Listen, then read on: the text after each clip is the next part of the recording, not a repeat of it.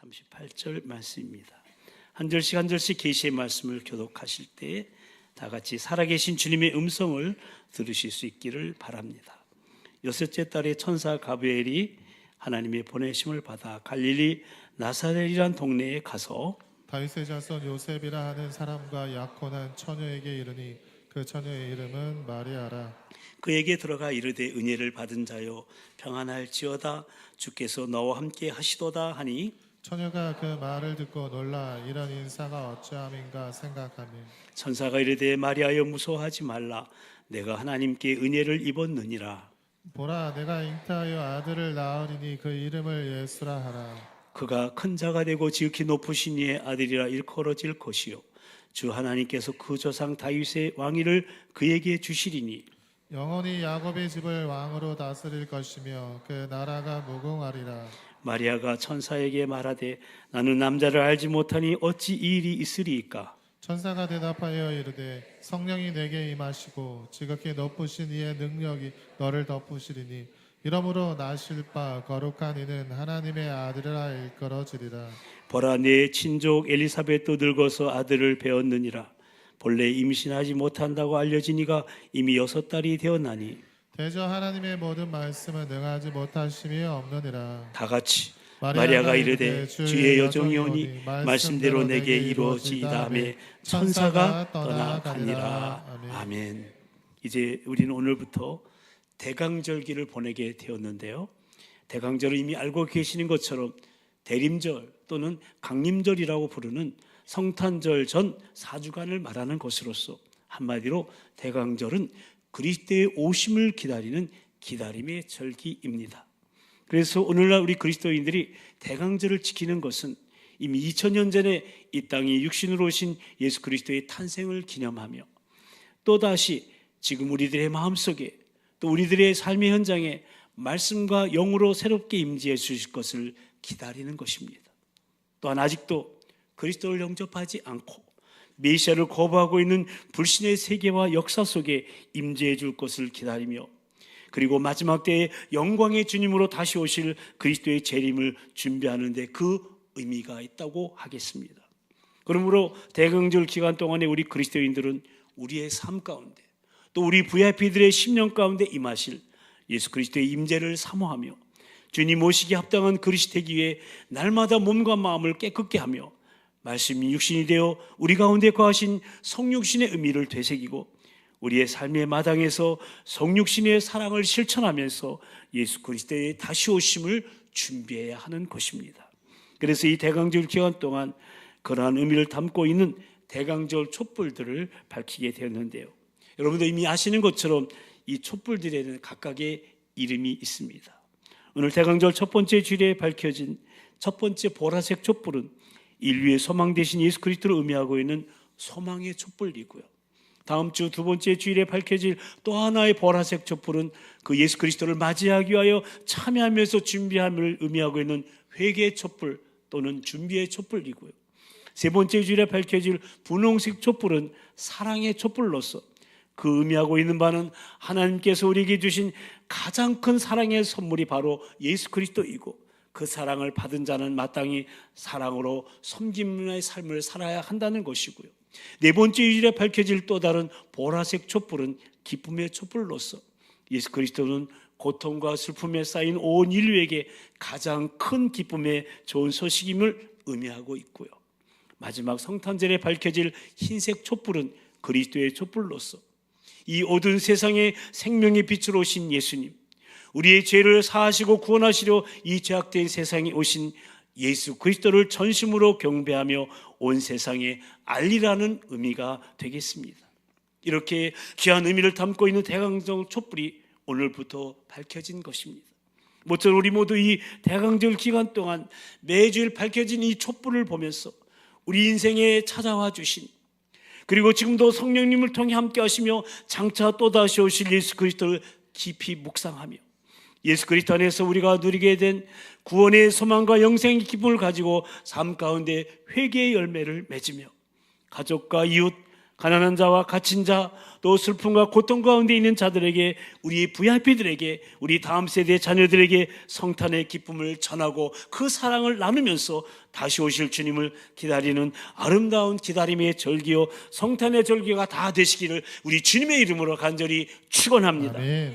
그래서 저는 이 기다림의 절기에 복음서에 기록된 성탄을 준비하며 기다린 자들의 삶의 정황과 모습을 살펴보면서 기다림에 합당한 3세대 브릿지의 영성이란 주제 아래 주님을 기다린 저와 여러분의 합당한 영성에 대해서 살펴보고자 하는데요, 오늘 대강절 첫 번째 주일에 나누게 될 영성의 주인공은 바로 마리아입니다. 오늘 본문은 가브리엘 천사가 메시아로 오시는 예수님의 탄생을 예고하기 위해서 마리아를 찾아오시는 내용으로 시작되고 있는데, 먼저 오늘 본문의 시작인 26절, 27절 말씀을 다시 한번 읽어보도록 하겠습니다. 다 같이 시작. 여섯째 달에 천사 가브리엘이 하나님의 보내심을 받아 갈릴리 나사렛이란 동네에 가서 다윗의 자손 요셉이라 하는 사람과 약혼한 처녀에게 이르니 그 처녀의 이름은 마리아라. 아멘. 근데 여러분, 성경은 왜 마리아에 대한 기사를 시작하면서 갈릴리 나사렛이라는 동네에 살고 있는 처녀라는 표현을 사용하셨을까요? 그냥 나사렛도 아니고 나사렛이란 동네라고 표현했을까요? 그것은 당시 나사렛이라는 곳이 인구가 한 1000명 전후였을 것이라 추정되는 아주 작고 게다가 평판이 대단히 좋지 않은 마을이었기 때문입니다. 그러니까 누가복음의 저자인 누가가 말하고 싶은 것은 마리아가 바로 그런 마을의 여인이었다는 것입니다. 그런데 여러분, 나사렛이라는 동네가 왜 그렇게 평판이 좋지 않았을까요? 먼저 나사렛이라는 동네가 있는 갈릴리는 어떤 지방입니까? 가장 천대받고 있는 사람들이 살고 있는 저 외방 지역이었어요. 우리는 갈릴리 하면 굉장히 아름다운 곳을 연상합니다. 물론 갈릴리 호수는 아름답습니다. 그러나 갈릴리 지역 자체는 굉장히 멸시받는 사람들이 살고 있는 작은 지역이었습니다. 마태복음 4장 15절에 보면 이방의 갈릴리어라는 표현이 나오는데요, 사실 갈릴리 지방은 팔레스타인 안에 있는 지역이므로 이방은 아니에요. 근데 외국 군대가 이스라엘을 공격해 올 때 이 갈릴리 지방으로 많이 쳐들어왔다고 합니다. 그래서 갈릴리 사람들이 사마리아 사람들과 마찬가지로 국제 결혼을 많이 하게 되었습니다. 그런데 이스라엘 사람들은 이러한 국제 결혼을 거룩한 백성들의 피를 더럽히는 행위라고 생각했기 때문에 갈릴리를 이방으로 취급하고 있었던 겁니다. 더군다나 나사렛은 예루살렘에서 두로나 시온으로 가는 중요한 길목에 위치한 마을이었기 때문에 이스라엘 점령한 로마 군대나 장사를 하는 그리스 상인들은 반드시 나사렛이라는 마을을 통과해야만 했습니다. 이러한 군인이나 상인들이 많이 지나가게 되니까 그 마을이 더럽혀졌던 겁니다. 그래서 요한복음에 보면 나다나엘이 메시아가 나사렛 출신이라는 말을 들었을 때 나사렛에서 무슨 선한 것이 날 수 있느냐라고 반문했던 겁니다. 그런데 하나님께서는 인류의 구세주 예수 그리스도의 탄생을 위해서 한 장소를 선택하셨을 때 바로 이러한 갈릴리 지방을, 그 중에서도 제일 좋지 않은 나사렛이라는 마을을 선택하셨다는 겁니다. 그리고 그런 곳에서 교육의 혜택도 제대로 받지 못한 채 살고 있었던 한 무명의 여인을 선택하신 겁니다. 이런 하나님의 선택을 통해서 우리가 발견할 수 있는 하나님의 의도는 바로 인류의 구속사는 인간들이 내세울 만한 어떤 훌륭한 조건이나 자격에 있어서가 그래서 아니라 전적인 하나님의 은혜로 이루어지는 것임을 보여주시고자 하는 데 있다는 것입니다. 아멘. 그래서 오늘 본문 28절에 보면 천사가 마리아에게 은혜를 받은 자여 평안할지어다 라고 말한 겁니다. 그런데 우리가 이 하나님의 은혜에 대해서 생각할 때 한 가지 간과하지 말아야 할 것이 있습니다. 물론 은혜란 받을 자격이 없는 사람에게 베풀어지는 무조건적인 호의를 말하지만, 그럼에도 불구하고 마리아가 처녀였다는 사실을 성경이 증언하고 있다는 사실입니다. 그러니까 마리아가 선택된 것은 전적인 하나님의 은혜임에도 불구하고 마리아에게도 처녀라는 선택받을 만한 이유가 있었다는 거예요. 다시 말씀드리면 그 악하고 음란한 환경에서도 더럽혀지지 않은 순결한 신앙이 그녀에게 있었다는 겁니다. 오늘 본문 30절 말씀을 보시면 천사가 마리아에게 이렇게 말합니다.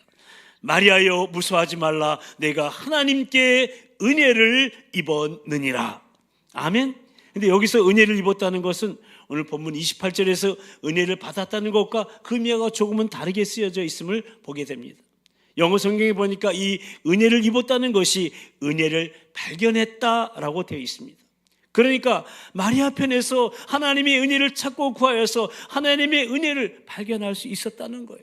다시 말씀드리면 그녀가 특별히 훌륭하고 위대한 여성은 아니더라도 하나님의 은혜를 사모했던 여인임에는 틀림이 없다는 겁니다. 나사렛이란 더럽혀진 조그만 마을에서 유난히 하나님의 은혜를 사모했던, 그리고 하늘의 소망을 두고 메시아를 기다리고 있었던 경건하고 아름다운 처녀가 바로 마리아라는 여인이었다는 겁니다. 그러니까 이러한 마리아의 순결하고 경건한 신앙이 은혜를 입는 복된 자리에 있을 수 있게 했다는 말씀입니다.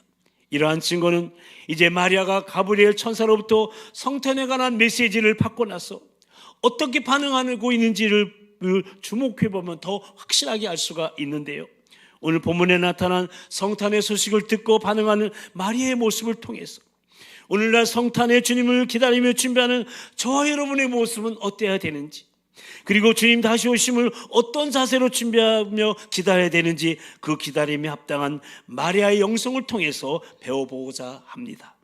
먼저 기다림에 합당한 영성은 주님의 은혜를 입는 겸손의 영성입니다. 함께 읽어보실까요? 주님의 은혜를 입는 겸손의 영성. 아멘. 오늘 본문 28절을 다시 보십시오. 천사 가브리엘이 성탄에 관한 하나님의 메시지를 전하려고 마리아를 찾아와서 이렇게 인사를 합니다. 은혜를 받은 자여 평안할지어다. 주께서 나와 함께 하시도다. 그때 마리아의 반응이 어떠했습니까? 29절에 보시면 처녀가 그 말을 듣고 놀라 이런 인사가 어찌함인고 생각하며, 그러니까 마리아는 그 인사를 받고는 놀라고 어찌할 바를 몰랐던 겁니다. 그런데 여러분, 지금의 상황은 성탄의 엄청난 소식은 전하기도 전인데 단순히 은혜를 받은 자라고만 말했을 뿐인데 마리아는 왜 그렇게 놀랐을까요? 당시 히브리인들의 의식 구조를 바탕으로 해서 볼 때 하나님께서 보내신 천사를 대하는 것은 최고의 특권이었던 겁니다. 근데 이 천사가 나타나서 자기에게 은혜를 받은 자라고 말하니까 마리아는 내가 어찌 이런 인사가 합당한가, 이런 은혜를 받을 자격이 내게 있을까라는 어떤 황송한 마음 같은 것이 느끼게 된 겁니다. 그렇습니다. 내가 이런 은혜를 받을 만한 자격이 있을까? 라고 하는 자신에 대한 올바른 성찰과 자신의 부족함을 깨달을 때, 그런 자신에게 부어지는 하나님의 은혜에 대해 황송함이 생기게 되는 거예요. 내가 잘났어, 내가 이만큼 하니까 하는 생각에 사로잡히게 되면은 은혜에 대한 황송함 대신에 당연한 것으로 받아들이게 되고 그것에 교만함이 자리 잡게 되는 것입니다. 그러므로 우리는 나 같은 죄인을 살려주신 그 구속의 은혜를 생각할 때마다, 그리고 부족함에도 불구하고 충성되게 여겨 써주시는 그 은혜를 생각할 때마다 늘 황송함으로 우리는 설 수가 있어야 되는 겁니다. 그래야 겸손하게 기도하고요, 그래야 겸손하게 봉사하고요, 그래야 겸손하게 사역을 감당할 수 있게 되는 겁니다. 오늘 본문 38절에 마리아의 고백을 보십시오. 마리아가 이르되 주의 여종이오니, 여기에서 여종이란 단어는 이전 개역 성경에는 계집종이라고 번역되어 있습니다. 이 단어는 굉장히 낮은 계급의 여자, 하인을 가리키는 단어입니다. 그러니까 하나님의 은혜에 대해서 황송함을 느끼고 있으니까 마리아는 자기 자신을 낮춰서 겸허한 자리에 둘 수 있었던 겁니다. 이렇게 겸손한 마리아였기 때문에 하나님의 은혜를 입게 되었고 자신에게 이루어질 성탄의 엄청난 소식을 접하게 된 겁니다. 이러한 겸손의 영성이야말로 주의 은혜를 입고 주의 임재를 경험하는 출발점이 되는 것입니다. 이러한 겸손의 영성이 성탄의 주님을 기다리며 또다시 오실 주님을 기다리는 저와 여러분의 영성이 되기를 바랍니다. 우리 모든 도봉자들의 가족들의 영성이 되기를 주님의 이름으로 축원합니다. 아멘. 또한 기다림에 합당한 영성은 말씀의 성취를 이루는 믿음의 영성입니다. 두 번째도 함께 읽어보십니다. 말씀의 성취를 이루는 믿음의 영성. 아멘. 이제 엄청난 성탄의 소식이 마리아에게 선포됩니다.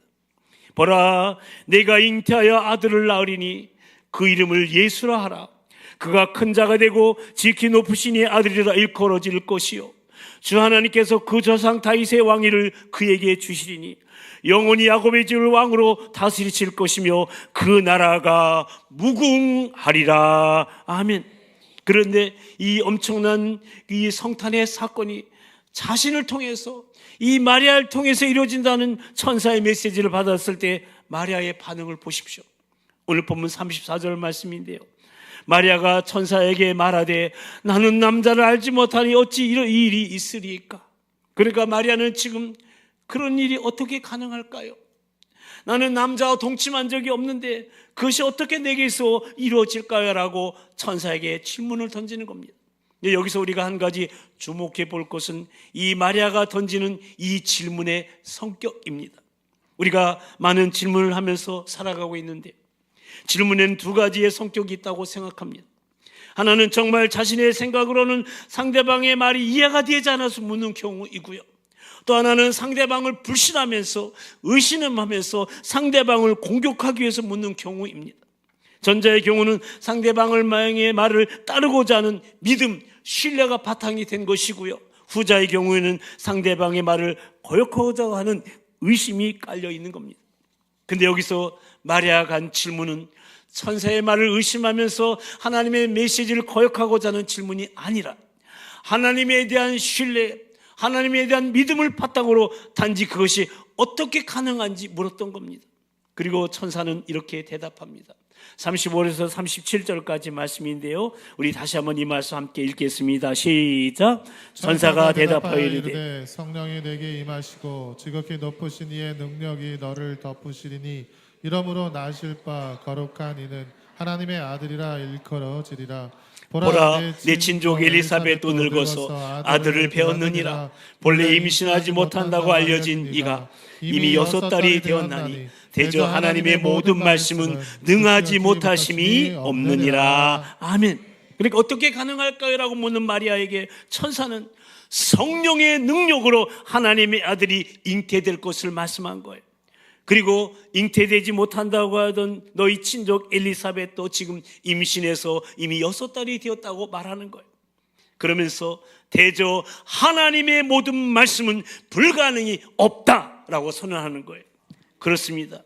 인간의 이성으로는 이해할 수 없는 불가능한 일이지만 무에서 유를 창조하시는 전능하신 창조주 하나님이 간섭하신다면, 함께 하신다면 그 어떤 일도 가능한 줄로 믿습니다. 아멘. 그리고 이 말씀이 선포되었을 때 38절에 마리아의 반응을 보십시오.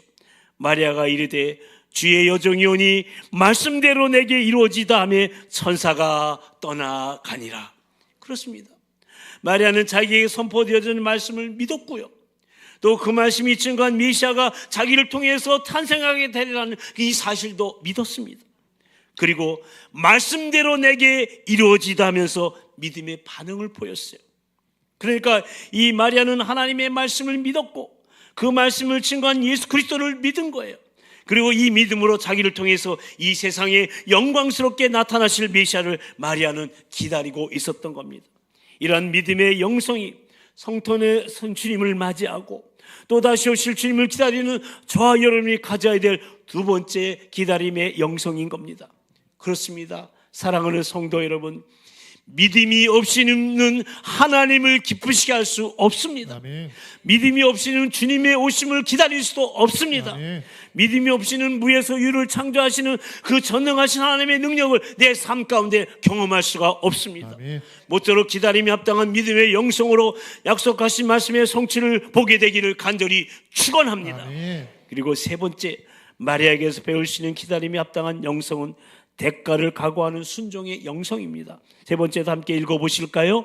대가를 각오하는 순종의 영성. 여러분, 마리아가 앞에서 말씀대로 내게 이루어지다라고 고백한 것은 믿음의 수락일 뿐만 아니라 한 걸음 더 나아가서 순종을 의미하는 겁니다.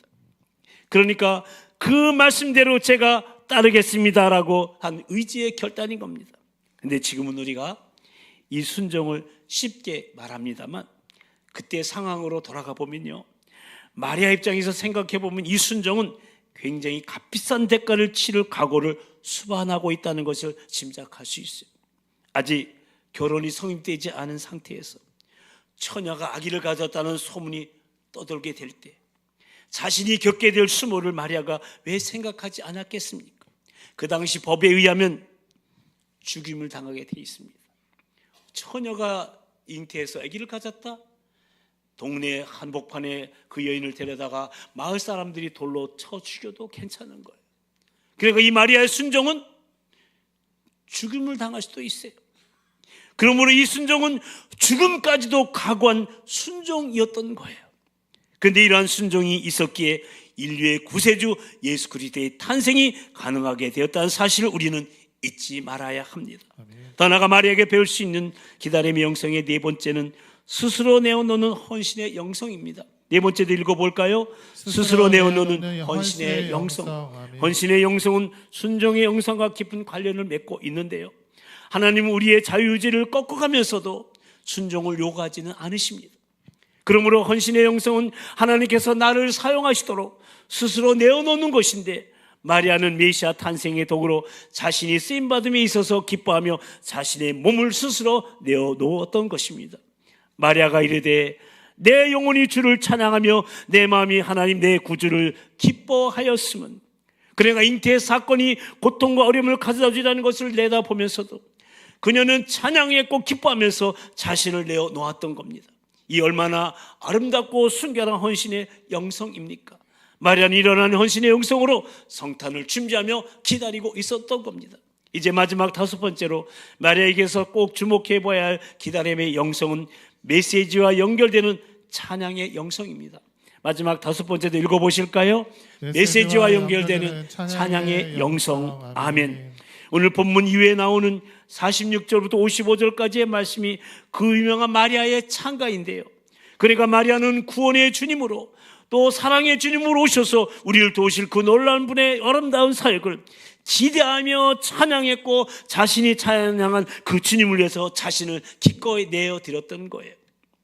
입술로만의 찬양이 아니라, 마음으로만 한 찬양이 아니라, 자신이 찬양한 그 주님을 위해서 자신을 기꺼이 헌신한 삶의 찬양이었던 것입니다. 이러한 마리아의 찬양의 영성이 우리들에게 도전이 됩니다. 그렇습니다.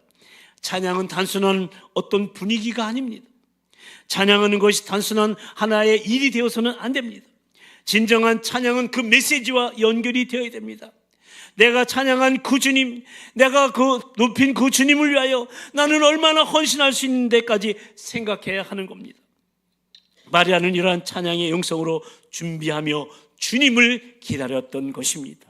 사랑하는 성도 여러분, 모쪼록 주님의 은혜를 생각할 때마다 늘 황송한, 실로 주님의 은혜를 입은 겸손의 영성으로, 주님의 말씀을 온전히 신뢰하는, 그리하여 말씀의 성취를 이루는 믿음의 영성으로, 고난과 또 고통이 기다리고 있음을 알면서도 그 말씀 앞에 순종하는, 그야말로 대가를 각오하는 순종의 영성으로, 그리고 자신 하나님께서 쓰시도록 스스로 내어놓는 헌신의 영성으로, 더 나아가 주님을 기뻐하고 찬양하며 자신이 찬양한 그 주님을 위하여 헌신하는 그야말로 메시지와 연결되는 찬양의 영성으로 주님의 임재를 사모하며 준비하며 기다리셔서, 사모하며 준비하고 기다리는 자에게 찾아오시고 임하시는 그 크고 놀라운 주님의 은혜를 경험하는 저와 여러분이요, 우리 모든 도봉가족들이요, 우리 다음 세대 우리 자녀들 다 되기를 대강절 첫 번째 주일 소망의 빛으로 오신 우리 주님의 이름으로 간절히 축원합니다.